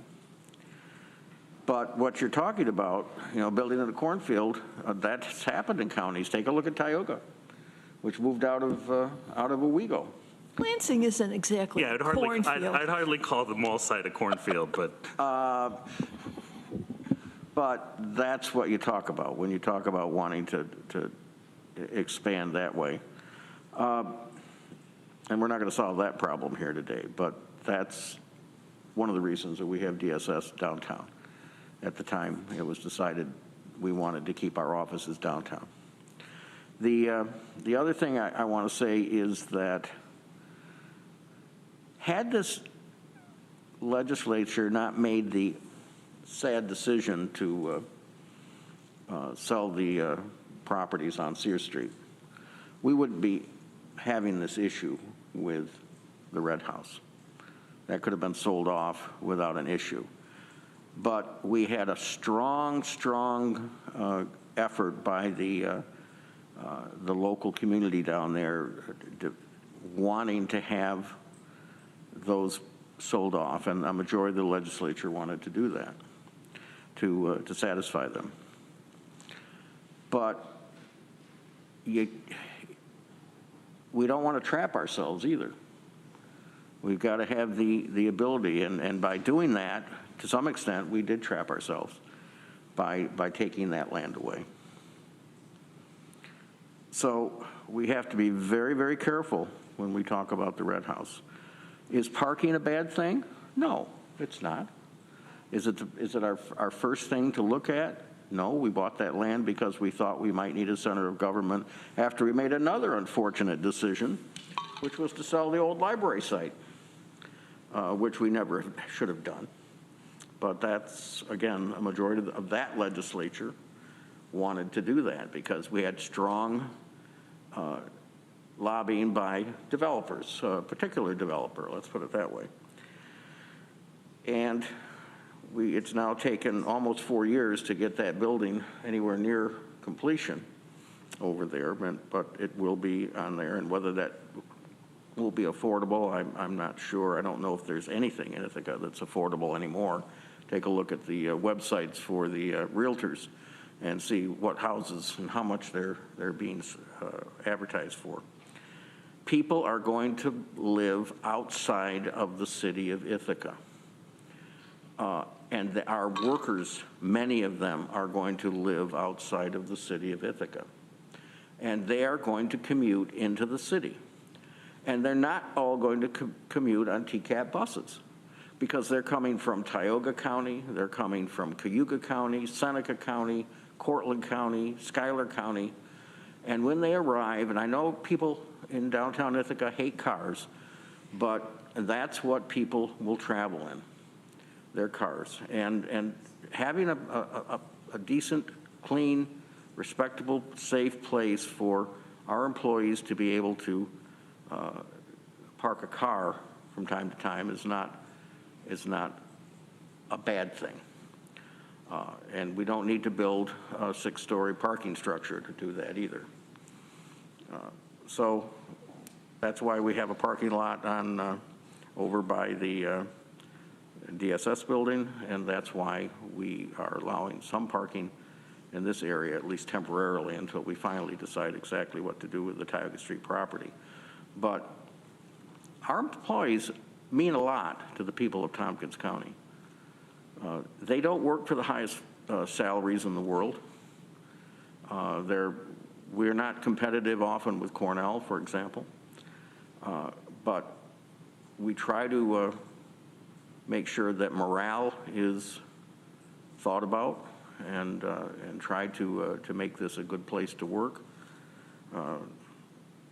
Forcing people to park 6 or 7 blocks away on the street is not always, especially in the wintertime, is not necessarily the most ideal. So I'll stop now. I'll stop pontificating here for a while. Were you making the case for the cornfield, Mike? It snows on the cornfield too, you know. Deb.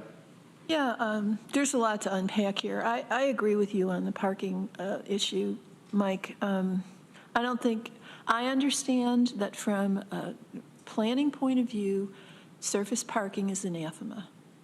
On the other hand, people need to remember, we live in a rural county, and we also live in an area. I read yesterday that Ithaca's rental rates are the highest of any small city in the United States. People cannot afford to live here.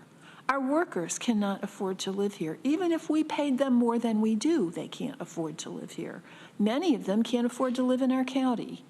And we do not have a robust transportation system. So I do not think surface parking for our underpaid civil servants is a bad thing. And, you know, apologies to all you planners out there, because I've heard the lecture a million times. But we have to balance interests. You know, laser focus is a luxury. I appreciate all the comments from the historic preservation supporters, and I understand where they're coming from, but I don't have that luxury. I have to consider historic preservation versus the needs of my employees versus where to put my county facility so it meets the needs of most of my residents. Now, I happen to think we ought to blow off the Red House, and if somebody wants to buy it, God bless them. But I still think we need to be concerned about providing parking for our employees, particularly if we end up building a center of government downtown where even more of them are going to have to come down here and park. So that's number one. Number two, as a resident of the village of Lansing, I would dearly love to see us move everything up to the mall. That would be really good for my village. On the other hand, you got a big problem there, and that's the fact that somebody owns it, and somebody's milking it for everything they can. So I don't know how feasible it is economically for the county to talk about moving up there. And, you know, that's a conversation for another day. But the other piece of considering the cornfield option, as Mike has labeled it, we've already invested a substantial amount of money in properties downtown. And I think it's irresponsible of us to just kind of casually say, well, things have changed, let's move it out to, I don't know, Podunk. So these are all the issues we've got to balance when we make this decision. And it ain't easy, folks. So I just ask everyone to kind of remember that we're not here to be heroes for the historic preservationists. We're not here to be heroes for our staff, although I do think Mike's right. We ought to be weighing their morale high up in our balance. But we're here to find the best solution to a bunch of competing problems. Thanks. Wait. I identify with several things Randy, Deborah, Mike, and Greg have said, and I can't get to a solid conclusion in my mind as to what the best direction is to go. We talk about decisions that were made regarding the West Hill campus and the decision to come back downtown, but I hear the words, things have changed. And Mike, we talk about a decent, clean, safe, accessible location for our employees. I still have one concern in this whole thing, and that's our clients and the people seeking services. And what is still in my mind is the West State Street situation. People don't feel that it's a decent, clean, safe environment, including our employees and including our clients. And I have some problem putting more services and more people into this downtown area while that situation exists.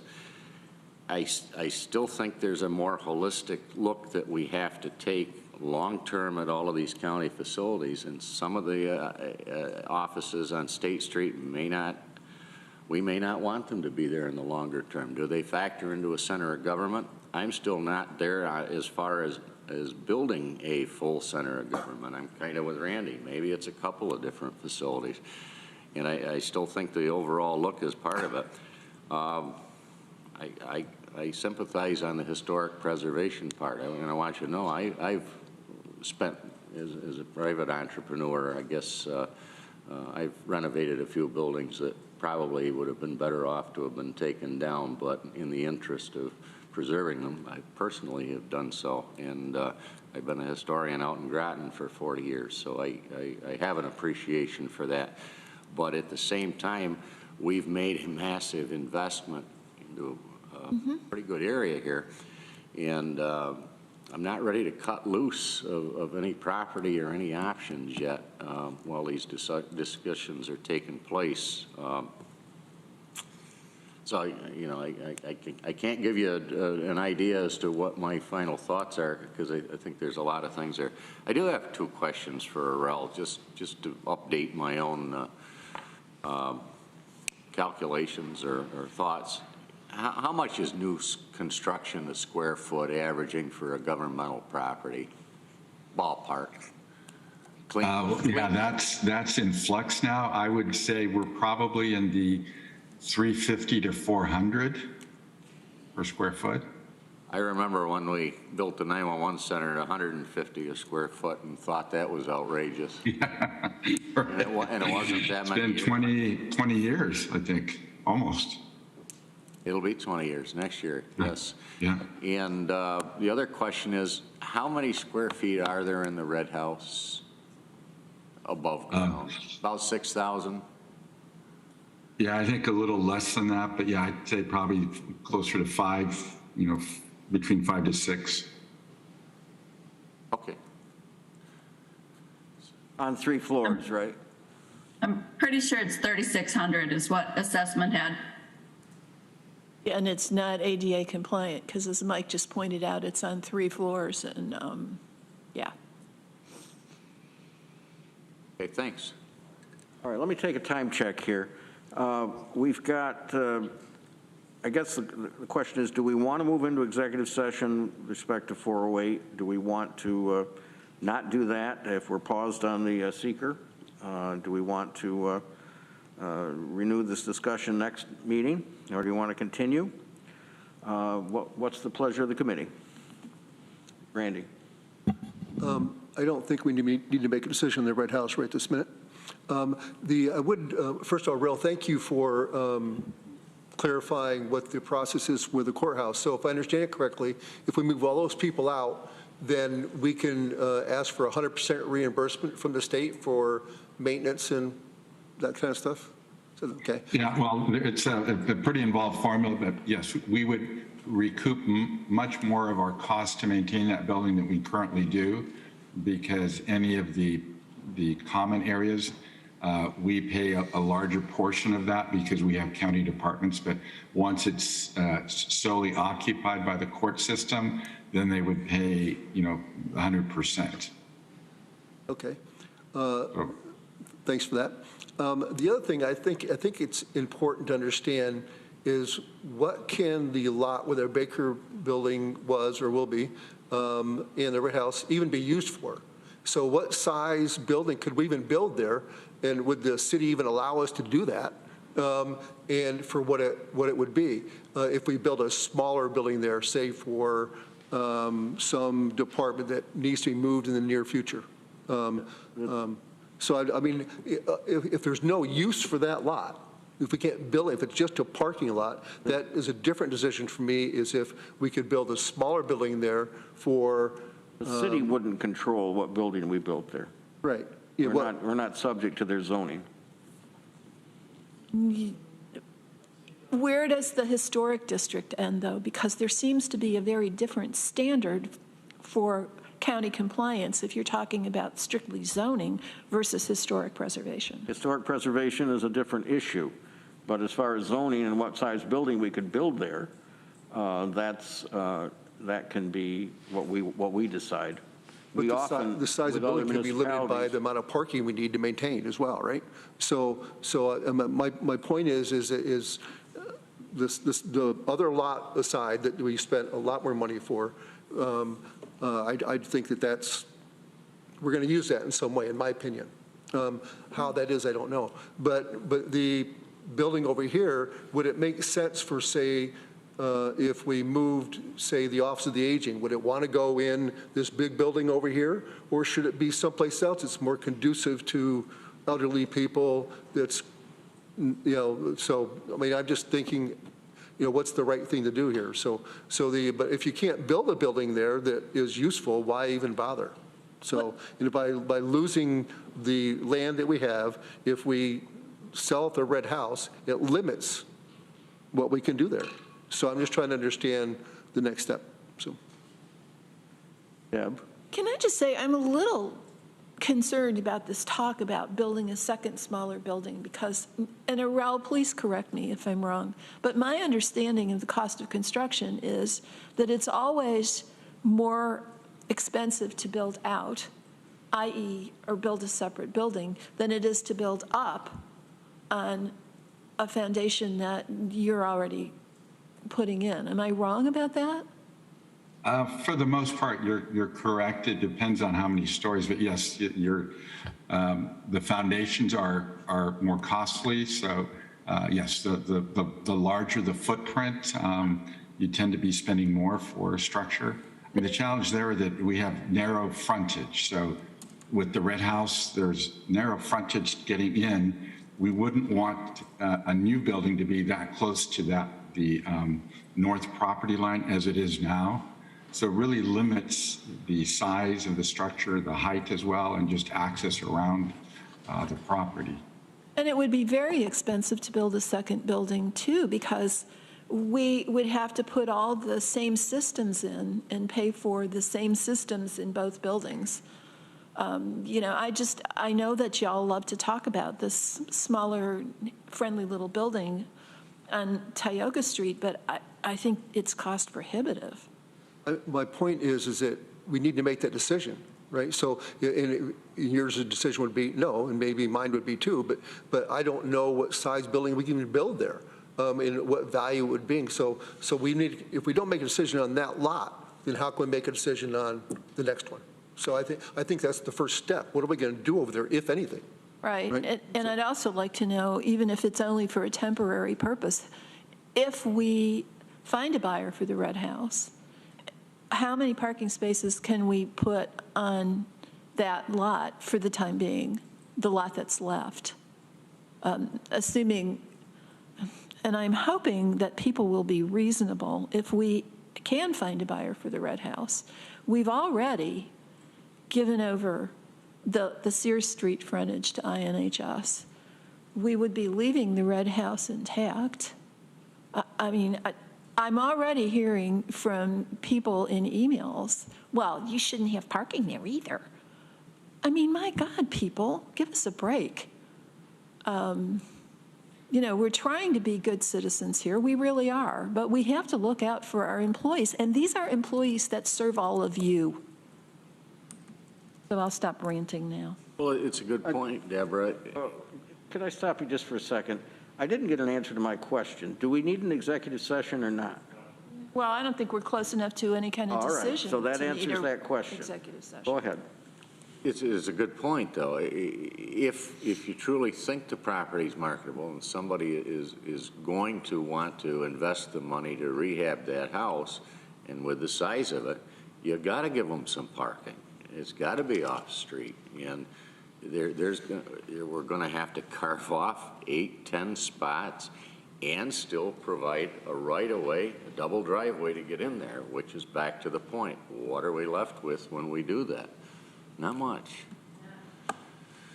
Well, lead to that point, there's different ways that the red house can be sold, so that would have to be discussed if it were to be sold. Greg?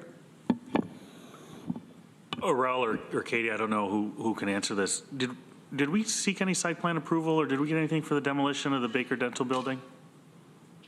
No. No. And under what statute or law or are we able to do that? Because there seems to be this idea of we don't have to apply. To Mike's comments, some people say we do. It's contradictory to a letter we got from the city of Ithaca's Historic Preservation and the Planning Department, the last paragraph in that letter. I guess I'm just kind of, I was under the impression that the municipality could do things. I know the city of Ithaca doesn't necessarily have to seek zoning variances when they propose a municipal project. So I guess I'd like to just get real clarity on what we can do or what we can't do, because that I think would really inform the conversation. I want to go to Shauna, but some of this issue would be executive session issue. Yeah, I think I'm wondering, not to go backwards, I know that we voted to put money in to deconstruct the Baker building, but I guess my question is, if we're thinking that just having the red house and selling that, by the time we allocate the land around it that's going to be needed, is it going to make much sense for us to actually pay money to deconstruct a building if we might be selling that full property? Well, I hope it doesn't come to that, but that's my opinion. Yeah, I would hate to see us lose $200,000. I think it was around 250, if we're going to be selling, the other 2/3 of the property. I mean, I think, Shauna, you have to ask the question, though, does deconstructing that building make that land more valuable to somebody? I know that there's calculations, and that'd be a question for Jay, but I know if somebody was seeking to develop something in that area, a vacant parcel to a developer is much more attractive than a building that would have to, go through the municipal process, which takes an eternity to actually do something on a site. Okay, any other comments that we want to make today? And I know Norma would have some information for us if we do want to go into executive session to talk about 408 North Tioga, but as long as we're not going to do that, that can wait. Okay, just a quickie on transportation. I sent you out a couple of emails this morning, forwarded them. A couple of things came up at ITCTC. One was about TCAT needing support for its funding requests for STOA money from the state. And the other was about the possible demise of Ithaca Car Share. I could put it that seriously, because they can't get insurance at this point. Their insurer is no longer going to write for Ithaca Car Share, which apparently is like one of the biggest car share groups in the state. They were getting this through a group of car share people across the country. I forgot what they call it, but apparently New York State is the only state that doesn't allow that to provide insurance the way that it does. This was talked to us, if you read this thing that came in, Liz gave a presentation yesterday, and they need some lobbying help for that as well, to get that regulation changed. To me, it sounded very much like the regulation that the insurance people threw at us when we were doing the healthcare consortium, where they wanted a large amount in reserve before they would approve our health share consortium going ahead. So I'll just leave it at that. You can read those two things that I sent on to you. Do we want to try to generate a resolution for our next meeting as they've requested? I think that would be nice if we could do that. There may be some language attached to one of those attachments that we could take a look at. I think we should. I think both those are good issues for us. Any objection to looking at that kind of thing? I think that would be great. This is the need for parking. You want to generate a resolution about the need for parking? Okay. Anything else anyone has this morning? Shauna, we appreciate your being here. Oh, I know, that's what I was going to ask you about, and that is you want us, our committee, me in particular, and the Public Safety Committee, Rich in particular, to do this task force that was voted on for the public safety building. If we're going to do that, we need a charge, and I wonder if you could give us a charge to that task force so we know what we're supposed to do. Sure, and Travis was also going to be part of that. Yes, Travis was the third person. Yeah, I'm happy to do that. Thank you. Do I get a motion to adjourn? Goals? Oh. We talked a little about goals. I don't think we're going to prolong the meeting any longer today to do that. I'm sorry? Yes, let's defer that. Okay. Dying to talk more about goals than we already did. We talked about the department goals. We really didn't talk about our committee goals other than the CDL site. There's a good summary in the package, correct, from all the departments. Correct. And I didn't see anything objectionable in there. It seemed to be what we were headed toward. Well, thank you for this. Thank you for being attentive for 40 minutes of public comment this morning. Yes, Lee, you came in just at the end of that. I apologize. It's a tough week here. No, they were all very, very nice, and they spoke very nicely. Huh?